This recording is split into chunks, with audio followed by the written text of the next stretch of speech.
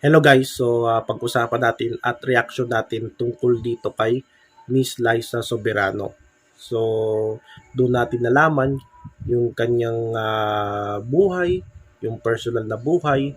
So napanood nyo ata yung kanyang halos isang oras na video niya sa YouTube kung saan tampok si Liza. So yung alam lang natin no tungkol kay Liza kasi sa media talagang pinag-uusapan itong si Liza Soberano.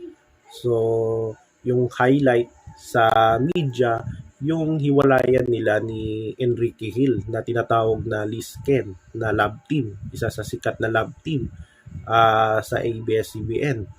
So, 3 taon na pala, halos 3 taon na hiwalay yung dalawa, si Liza at si Enrique. Ang medyo nakakalungkot ay mas highlight pa nila yung hiwalayan ni Liza kaysa sa nangyari sa buhay ni Liza Soberano nung simula bata pa. Yung inabuso siya at maybe may mga tao din na talagang gustong pagkakitaan si Liza Soberano, gustong gustong abusuhin yung kanyang buhay, no? At talagang grabe yung nangyari, no? Yung madilim na experience ni Liza Soberano. So, bigyan ko kayo ng information base sa kanyang kwento sa video. So, itong si Liza Soberano, American Filipina, dahil pinanganak ito sa California, sa Amerika. Yung kanyang mother is American, yung father niya is Filipino from Pangasinan. At separate na sila. So itong si Liza, simula baby pa siya, ay dun siya sa kanyang mother. Medyo hindi maganda yung younger years, yung early younger years ni Liza, medyo hindi niya na-enjoy yung pagkabata niya. So itong kanyang ina ay nalulong sa pinagbabawal na gamot at meron siyang boyfriend na pangalan yon Michael. Michael, oh. So yung boyfriend ng kanyang mother ay kinidnap itong si Liza kasama yung kapatid niya. At doon nahuli yung Michael kasama yung kanyang mother. So itong si Liza at yung kanyang kapatid ay sansa na lang na napunta una sa kanyang grandparents, pero itong grandparents niya dahil sa katandaan ay nagdesisyon nito na i-adapt na sa iba itong si Liza. So napunta siya sa madrastang tumatayong ina ng magkapatid at doon naranasan ni Liza yung malupit, no, na pangabuso mula sa kanyang adopted mother, yung pangalan Melissa. So doon talaga nakaranas ng hindi maganda, no, na hindi magandang pangyayari sa kanyang pagkabata, no, itong si Liza Soberano. At after that, nalaman ng social worker yung pangabuso sa kanyang adopted mother, ay bumalik naman si Liza doon sa kanyang grandparents at tumira sila doon sa California. At pagkaraan, 10 years old si Liza, ay pumunta na ito, no, sa Pilipinas at kasama na yung kanyang ama. At tumirata to sa Pangasinan hanggang sa madiskubre na siya sa talent manager na si OG Diaz na halos 11 or 12 years na naging talent manager. So doon ay doon na nagsimula yung karera sa showbiz ni Liza Soberano. So naging extra siya, nagsimula siya sa naging model ito, lumalabas siya sa mga printing ads, sa mga commercials, then umi-extra siya sa mga palabas sa ABS-CBN. So hanggang sa dumating yung biggest break niya at doon mas nakilala siya sa lab team nila ni Enrique Hill na tinatawag na Liz Ken. So yan yung short story about dito kay Liza Soberano. So pag-usapan natin yung lab team, particularly yung lab team culture sa Pilipinas, lalo na sa Philippine entertainment. So alam naman ni Liza na talagang kultura na dito sa Pilipinas, lalo na sa industriya niya na kung saan ay doon siya yung kultura ng love team. Kasi pag gusto ka, kung gusto mo maging isang magaling na drama actor or di kaya drama actress, ay kailangan mo talaga ng makakatambal mo sa eksena. Yun nga yung love team. Kasi nga sa ngayon ay parang nawawala na yung mga action films. Buti nga nandyan pa yung Batang Quiapo na parang isa ding action na serye. So nawala na rin yung mga action films, then tumamlay na yung mga comedy films, yung mga comedy sa TV, then nawala na rin yung mga superheroes. Kung saan ay grabe yung superheroes noon, ng mga dekada 90 hanggang 2000s. So yung love team ay matagal na yan sa Pilipinas. So sa ibang bansa ata meron din namang love team, no? Sa Korea, sa Latin America, yung mga telenovelas, meron din naman love teams. Pero iba yung sa kanila eh. Mas focus sila doon sa artist kaysa sa love team. Dito sa Pilipinas, kung gusto mo talagang sumikat, lalo na isa kang drama actor or drama actress, ay o di kaya bati ni idol ka, ay magsimula ka sa love team.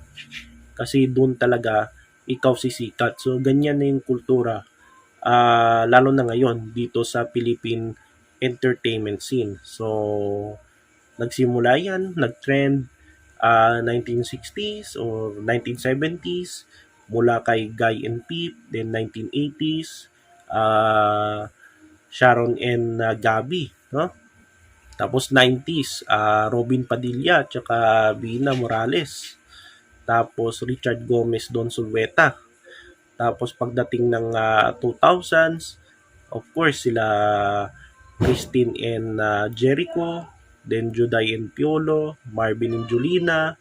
Tapos late 2000s, nandyan yung Kimerald, then yung Marian and Dingdong, originally si Dingdong, Karil, then naging Marian and Dingdong na ngayon ay may forever na kasi nagkapamilya na at nagkatuluyan itong dong yan.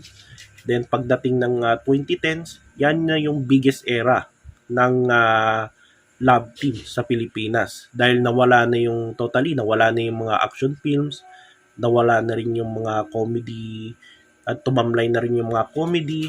So doon yung biggest era ng love team, yung 2010s. So in the early 2010s, of course sila Coco and Julia, tapos in the mid 2010s nandiyan yung Aldab, tapos yung biggest talaga yung big three na sinasabi na the biggest love team in generation, no? The biggest love team in the history in the Philippine entertainment. So una dyan si Catherine at si Daniel, yung Katniel, tapos Jadine, James and Nadine, at ito na nga si Liza at saka si Enrique, yung Liz Ken. So hanggang ngayon 2020s nandyan pa rin yung love team, namamayagpag pa rin. Pero pinaka biggest era talaga is 2010s na kung saan kinabibilangan din nila Liza Soberano. So doon talaga naging fame itong si Liza. So itong si Liza dahil iba yung culture niya at iba yung paniniwala niya. So tinanggap na lang niya yung love team nila ni Enrique hanggang sa nagustuhan niya itong si Enrique at nagkarelasyon pa sila. At ang nalaman natin ay halos matagal na pala sila hiwalay ni Enrique Hill.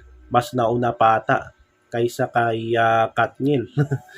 Itong sila Liza at si Enrique. Kaya pala, no, na parang nag-iba-iba na sila ng kanilang career path sa showbiz. So, yun. So, ang problema talaga sa love teams, of course, kapag love team ka, of course, sikat ka na, meron ka ng mga fan club, yung iba nga, sila pa nga yung nagtatayo ng mga fans club, no? So, meron din naman, di natin maiwasan na merong mga fans na mga toxic fans, yung masyadong panatiko, na talagang ang tingin nila sa love teams, umaasa sila na sana magkatuluyan sila, magkatuluyan sila, magiging forever sila, pero sa drama lang pala yun, no? Pero sa totoong buhay, hindi pala mangyayari yon. Talagang magtatapos din, kapareha din ng mga kasalukuyang naging love teams noon. So, yun talaga yung yun talaga yung reality ng love team culture sa Pilipinas.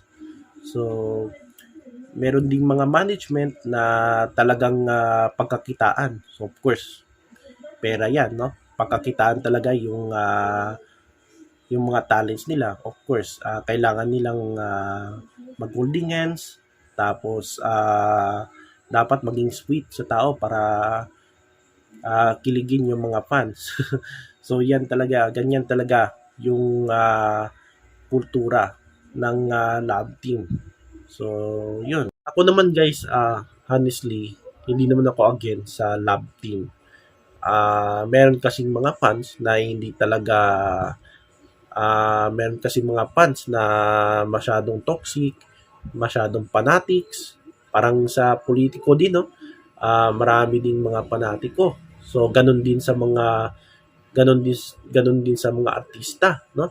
Lalo na sa mga sobrang hinahangaan nila, no? Na artista na umaasa sila na magkatuluyan yung iniidolo nilang love team. Sana maging forever sila, magpakasal sila, magkaanak sila. So, yan yung inaasahan nila. Kaso, yung dream nila ay dun lang pala, no? Sa camera at sa TV lang mangyayari yon. Kasi karamihan sa mga love teams dito, halos talaga hindi nagkatuluyan sa totoong buhay. Diyan lang talaga sila. Sa camera lang talaga sila talagang sweet, no? So, yun. So, doon naman sa huling part sa video niya, yung episode niya, so meron siyang minention ng mga pangalan. Yung mga pangalan na talagang naging hindi maganda, no? Yung nangyari sa kanyang buhay. So, minention niya yung mga pangalan na talagang sinira yung kanyang pangarap, sinira yung kanyang buhay, at talagang inabuso yung kanyang pagkatao. So, una doon yung Melissa. Of course, yung kanyang adoptive mother na talagang grabe yung nangyari sa kanya, no? Imagine mo, 2 years old, alam niya yung nangyayari sa kanyang buhay, no? Masyado pa siyang baby. So, doon. So, minention niya yung pangalan na Melissa, yung sino pa ba, yung Michael, yung kumidnap sa kanya, at yung isang pangalan na medyo explicit lang yun. At sino kaya yung isa, no? Na talagang minention ni Liza na isa sa mga ayaw niya sa kanyang buhay. So, hindi kaya yon si OG Diaz? So, yan yung isa pang tanong dyan. Kung si OG Diaz ba, isa sa mga minention ni Liza doon sa kanyang video, doon sa isang video. na talagang isa sa mga kinamumuian niya sa kanyang buhay. So, yan, abangan natin yan, no? Sino kaya yung isa yon? Si OG Diaz ba yun? Yung dating talent manager niya? Or sino pa ba, no? Di ba si Enrique? So, sa mga tao na talagang inalipusta, no? Si Liza Soberano, I think nagsisisi na yon, no? Siguro nakarma na yon, no? So, yun. So guys, ang tanong ko kay Liza ay na-enjoy ba niya yung pagiging actress, lalo na dito sa Pilipinas, sa ilang taon niya sa industriya. So, na-enjoy niya ba yung pagiging actress? No? Lalo na sa tambalan nila ni Enrique Hill. So, yun yung katanungan na malalaman natin dito kay Miss Liza. So, dito naman sa issue nung 2023 kung saan pumutok yung issue, wala pa yung nasa video, yung tungkol sa kanyang personal na buhay. So, noong 2023, nawala na, no? Si Liza, nagbago na ng kanyang management. Kasama niya ata doon si James Reid at yung Korean na parang tumatay yung manager niya. So, itong si Liza ay wala na, no? Wala na, hindi niya talent manager itong si OG Diaz. So, doon, nagkatampuhan sila ni OG Diaz. Di ko na lang sasabihin kasi tungkol sa financial yun, no? Sa komisyon, no? So, doon ay nang umalis si Liza sa Star Magic sa EBS ay hating-hati na yung mga fans. So, yung ibang fans niya ay still ay dinidepensahan itong si Liza. So, Liza sila. So, meron ding iba, lalo na yung mga talagang umaasa dito kay Liza ay binabash siya. Sinasabi nila na ingrato, walang utang na loob, si Liza Soberano. So, ano-ano nang sinasabi nila tungkol dito kay Liza. So, ako naman, Liza fan din ako. So, Liza din ako. So, dito naman, sa, anong masasabi natin, no? Tungkol dito kay Liza Soberanos. Lalo na dito yung isiniwalat niya sa kanyang video na medyo malungkot yung pangyayari sa kanyang buhay. So, I hope na talagang itong si Liza ay gaganda, mas lalong gaganda yung kanyang karera. Kahit wala na siya, no, dito sa Pilipinas. So hopefully one more project sana dito sa Pilipinas, isa pang movie, no. So umaasa din ako, lalo ng mga fans ng Disken, yung mga Liza dyan, na one more na project dito sa Pilipinas at sana maging masaya yung kanyang buhay, lalo na sa ibang bansa na siya. At sa ngayon si Liza, umaasa din siya sa kanyang karir sa Hollywood. So tayo naman sumusuporta din sa kanya dahil dun nga sa video niya halos yung mga hindi fan sa kanya, lalo na yung mga bumabatikos sa kanya noon ay talagang naawa, no, at sumuporta dito sa kanya. So nabasa ko halos yung mga comment doon sa YouTube. So talagang maganda, no, at medyo related sila, nalungkot sila dito sa situation niya, no. At marami din pala kasi nakita ko na rin yan noon simula 2023 na medyo parang merong talagang meron talagang ang tawag nito parang merong tinatago si Liza Soberano tungkol sa kanyang buhay na hindi pa niya nilalabas, no? At itono na 'yon, no? Yung kanyang nakaraan, at least nilabas na niya 'yon at talagang it's time to move forward at kalimutan na 'yon, no? At talagang mag-pray, no? Sa mag-pray at kailangan ng karamay at of course yung pamilya niya kailangan din ng comfort. So yun, at hopefully yung kanyang karir mas gumanda, no? At lalo na magiging masaya siya, no, sa kanyang next chapter. So yun ang ating reaction, ang masasabi natin tungkol dito kay Miss Liza Soberano. So yan yung ating video at maraming salamat. Kita-kits sa next video.